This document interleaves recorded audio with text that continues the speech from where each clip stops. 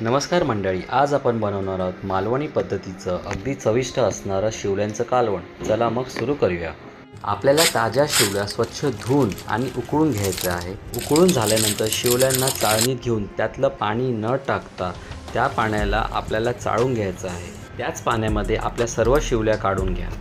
मसाल्यासाठी 2 चिरलेला कांदा, 1 लसूण, 1 वाटी खोबरं चांगलं सोनेरी रंग येईपर्यंत भाजून घ्या. भाजलेला मसाला एका मिक्सरमध्ये काढून त्यात 1 मोठा चमचा गरम मसाला, 1 चमचा हळद, 2 चमचा लाल तिखट आणि लागले तर थोडे पाणी घालून घट्ट पेस्ट करून घ्या. कालवणाला फोडणी द्यासाठी तेलात 1 बारीक चिरलेला कांदा आणि आपला बनवलेला मसाला घालून थोडंसं परतून घ्या.